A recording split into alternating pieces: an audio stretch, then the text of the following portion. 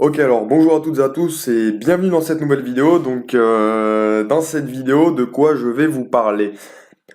Dans cette vidéo, je vais vous parler de ce qu'on appelle le ROE, qui est un indicateur financier qu'on appelle le Return on Equity. C'est un terme anglais, une terminologie anglaise qui permet de déterminer la rentabilité des capitaux propres des sociétés. Donc, ça paraît assez indigeste dit comme ça, mais je vais vous expliquer rapidement ce que c'est avec un exemple, même plusieurs exemples concrets, et je vais vous expliquer quelque chose de très important, c'est que un ROE élevé, c'est un point commun à toutes les meilleures entreprises cotées en bourse.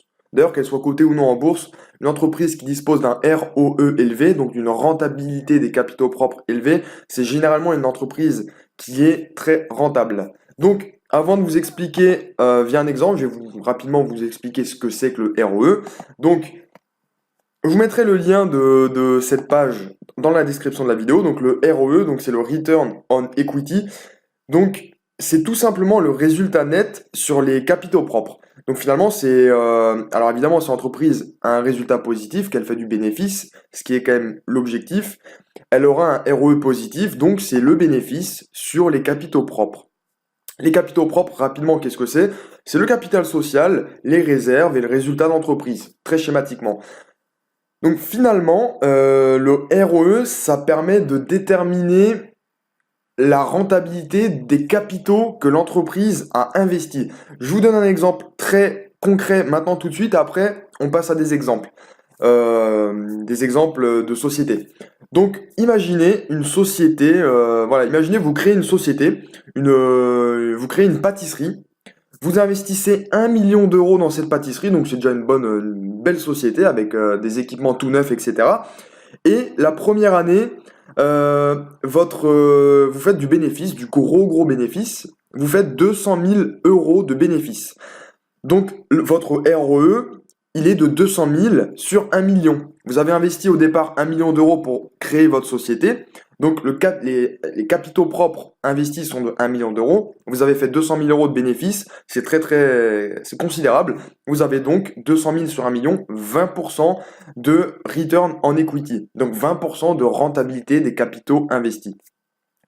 Je précise une chose, c'est à distinguer de la marge, donc de la marge nette ou du taux de rentabilité net, qui en l'occurrence correspond au résultat que vous avez fait, donc en l'occurrence 200 000 euros, sur le chiffre d'affaires. Je m'explique, une société peut très bien, votre pâtisserie, vous pouvez avoir fait par exemple 10 millions de chiffre d'affaires. Si vous avez fait que 200 000 euros de bénéfices, vous avez que 200 000 sur 10 millions, 2% de rentabilité nette. Vous faites une marge nette de 2%. Alors que le ROE, ça permet de déterminer la rentabilité des capitaux investis. Vous avez fait 200 000 euros de résultat net, vous avez investi 1 million d'euros au départ dans votre exploitation, vous avez fait 20% de return on equity, donc de rentabilité des capitaux investis. Le ROE, c'est important pourquoi? Parce que ça permet de voir, de déterminer si les investissements de l'entreprise sont rentables en dehors de la marge nette et de la rentabilité des produits ou des services qu'elle commercialise. Donc c'est à distinguer. Donc le ROE, en fait, un ROE qui est élevé, c'est généralement très bon signe et les entreprises qui ont vraiment un avantage concurrentiel, je pense à Coca-Cola par exemple, à Hermès dans le luxe, etc., ont toutes un ROE élevé, au moins au bas mot 15%. Donc maintenant, je vais passer à un exemple concret, maintenant que vous avez à peu près compris de quoi je parle. On va par exemple analyser le ROE de plusieurs sociétés. On va analyser le ROE de Coca-Cola, puisque je viens d'en parler. Hop, le ROE de Hermès. Et on va prendre le ROE. Je cherche une société qui financièrement n'est peut-être pas très rentable. Je sais pas, je vais prendre EDF, j'ai pas analysé. Mais je vais vous montrer un peu. Je vais prendre Apple aussi. Je vais vous montrer un peu la différence entre ces sociétés. Donc, si on compare, on va commencer par Hermès. Donc, dans l'onglet Finance, toujours pareil. Donc, ici, on voit que le ROE de Hermès est de 24,8%. C'est-à-dire que les capitaux investis par Hermès sont rentabilisés à hauteur de quasiment 25%. Si Hermès, les capitaux propres, si elle a investi au départ dans son exploitation 1 million d'euros, eh bien là, elle fait 248 000 euros de résultat net, donc 24,8% de return on equity. C'est pas le chiffre exact, mais c'est toujours pareil, c'est le bénéfice, le résultat net, divisé par les capitaux propres. Donc, les meilleures sociétés, celles qui ont un avantage concurrentiel, ont généralement un ROE élevé. Les entreprises les plus rentables ont aussi généralement un ROE élevé. Là, pour Hermès, on a 24,8%. Dans le secteur du luxe, je sais que L'Oréal, c'est plutôt cosmétique, mais on a 15%. LVMH, on a 20%. Hermès, c'est très très intéressant, 24,8%. Maintenant, on va prendre un autre exemple, Coca-Cola, que je vais détailler concomitamment avec un autre exemple, celui de Apple. Pourquoi? Vous allez vite comprendre. Coca-Cola, on voit que le return on equity, il est de 50,3%. C'est absolument énorme. Si les capitaux propres de Coca-Cola sont de 1 milliard de dollars, je ne les connais pas exactement, mais je prends un exemple, ça veut dire que elle arrive à les rentabiliser. Elle fait 500 millions de résultats à l'année. En 2 ans, elle a rentabilisé l'intégralité de ses capitaux propres. Alors, maintenant, je vais vous montrer Apple et je vais vous expliquer quelque chose de très important qui est valable à la fois pour Coca-Cola et pour Apple. Apple, c'est pareil, vous allez voir que le ROE est absolument énorme. On est à 57,2% de ROE. Et le ROE, à la fois pour Coca-Cola et pour Apple, en prévision, va augmenter. Alors, je vous explique une chose, les entreprises qui ont un avantage concurrentiel ont généralement un ROE élevé pour 2 raisons. La première, c'est qu'elles arrivent à très bien exploiter les capitaux qu'elles ont investis, donc elles arrivent à les rentabiliser énormément. Et la deuxième chose, c'est que les entreprises, c'est plutôt une tendance aux États-Unis, les entreprises qui ont vraiment un avantage concurrentiel ont tendance à racheter leurs propres actions. Donc, elles diminuent le nombre d'actions en circulation, elles diminuent de fait les capitaux propres, puisque les capitaux propres comprennent le capital social qui lui-même est constitué des actions. Donc, les entreprises, typiquement Coca-Cola et Apple, se sont lancées dans des programmes de rachat de leurs propres actions. Donc, elles diminuent le nombre d'actions en circulation, elles diminuent le capital social et elles diminuent ainsi le montant des capitaux propres. Ce faisant, elles augmentent mécaniquement leur rentabilité puisque leurs résultats augmentent et les capitaux propres diminuent. Donc on a un effet composé finalement qui fait que le return on equity augmente mécaniquement. Maintenant, on va regarder pour EDF. Je sais que EDF ne rachète pas ses propres actions parce que EDF n'est pas financièrement l'entreprise la mieux positionnée. Et par exemple, là typiquement, qu'est-ce qu'on voit? On voit que la rentabilité des capitaux propres d'EDF sont de même pas 5%. Donc typiquement, si vous, votre pâtisserie, comme je vous expliquais tout à l'heure, si vous aviez investi 1 million d'euros au départ pour lancer votre business, avoir un ROE de 4,74%, allez, on va dire 5, ça veut dire que vous avez fait que 50 000 euros de résultats nets, de bénéfices, alors que vous aviez investi 1 million au départ. Finalement, c'est votre rentabilité, la rentabilité de vos investissements dans l'entreprise. Finalement, c'est la rentabilité de l'entreprise, hein, le ROE. Rien à voir avec la rentabilité de l'investisseur, qui est la valorisation et le rendement. Et maintenant, je vais prendre un dernier exemple que vous allez trouver absolument incroyable, insensé. Donc, je vais prendre l'exemple de Mastercard, qui est une société que j'affectionne tout particulièrement. Vous allez vite comprendre pourquoi.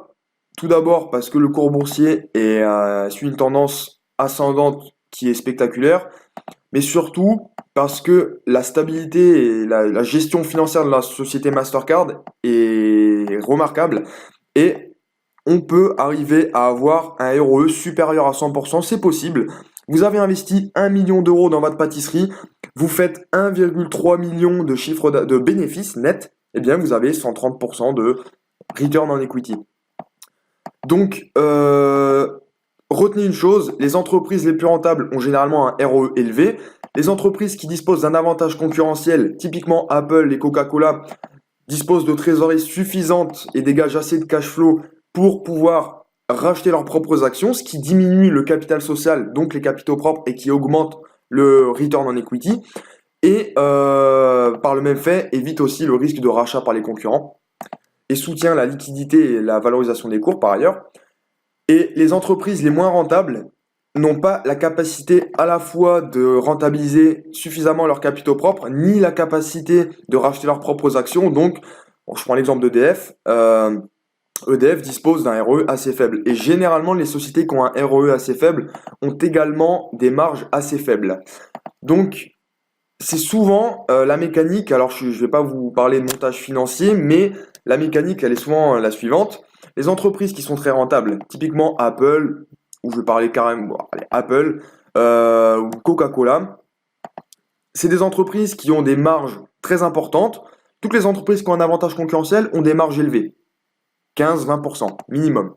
C'est le cas pour Apple. Donc Apple dégage assez de trésorerie, comme on peut le voir, grâce à son activité, ce qui lui permet de racheter ses propres actions, donc de soutenir la valorisation du cours, d'assurer la liquidité sur les marchés et d'accroître le return on equity. Et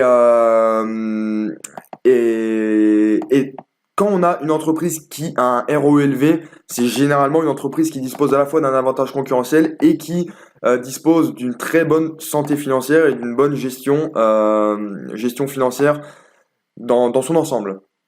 Et je termine la vidéo, puisque j'ai parlé de Mastercard, par faire un petit parallèle avec les entreprises qui sont spécialisées dans les services de paiement, typiquement Visa, Mastercard. Euh, je vous explique une chose. Alors maintenant, écoutez, c'est très important. Ce que je vais vous expliquer maintenant tout de suite, ce n'est pas une recommandation d'achat. Simplement, c'est une explication, une simple explication. Donc, Visa et Mastercard, j'en profite pour le dire, ce sont deux très belles sociétés qui qui disposent à la fois d'avantages concurrentiels, puisque ce sont les deux gros leaders du marché dans le service, la prestation de services de paiement, typiquement les cartes de paiement, les cartes bancaires, et disposent d'un réseau structurel très, je dirais très gros financièrement parlant. Donc c'est difficile pour la concurrence d'accéder sur ce marché. Donc ça évite, ce sont des barrières à la concurrence. Ça évite que de nouveaux entrants entrent sur ce marché. Et surtout, ce qu'il faut retenir, c'est que Visa et Mastercard, ce sont deux sociétés très rentables qui disposent toutes les deux d'un ROE élevé et qui sont plus ou moins protégées en cas de crise. Je m'explique, je vais vous faire un exemple très simple. Imaginez une société comme Renault, comme la Société Générale, etc. S'il y a une crise, qu'elle soit boursière, économique ou financière, dans tous les cas, l'entreprise sera fortement impactée. Pourquoi? Parce que le domaine financier est tellement interconnecté qu'il y a toujours un risque systémique pour les entreprises d'un même secteur, enfin du secteur financier, il y a un risque systémique qui pèse sur le secteur financier. Donc il y a un effet domino s'il y a un acteur qui fait faillite, puisqu'il y a des effets de levier tellement importants, il y a une telle interconnexion dans le secteur financier et bancaire. Ensuite, par exemple, si je prends l'exemple de Renault, qui commercialise des voitures, s'il y a une crise économique, les gens vont attendre. Les consommateurs lambda va attendre avant d'acheter sa voiture, va attendre d'avoir un peu plus d'argent, d'avoir une situation plus stable, plus de revenus, un CDI éventuellement, etc. Alors que Mastercard et Visa, quoi qu'il en soit, peu importe la conjoncture, il y a toujours des dépenses à réaliser et les gens vont toujours, même peut-être le faire un peu moins certes, mais vont toujours utiliser leur carte bleue, vont toujours payer avec leur carte bleue. Et il y a une chose à comprendre qui est très importante, c'est que vous le savez peut-être pas, ça paraît limite scandaleux, mais à chaque fois que vous effectuez une transaction par carte bancaire, vous payez indirectement, puisque le prix est déjà intégré par le commerçant dans le prix de vente. Enfin, vous payez indirectement entre 2 et 5% du prix à Visa ou Mastercard. Donc tous les terminaux de paiement intègrent, enfin tous les prix intègrent, tous les commerçants intègrent dans leur prix cette fameuse commission que prend Visa et Mastercard lorsque vous payez par carte bleue. Et il faut savoir que les gens ont tendance à payer de plus en plus par carte bleue, même si je le précise, l'avenir du paiement, selon moi, ça reste le paiement mobile, smartphone. La carte bleue, ça reste un moyen de paiement encore très utilisé, qui va le rester encore pour de nombreuses années. Et c'est une raison aussi pour laquelle Visa et Mastercard, ce sont deux très belles sociétés qui sont à la fois protégées sur le plan stratégique et financier.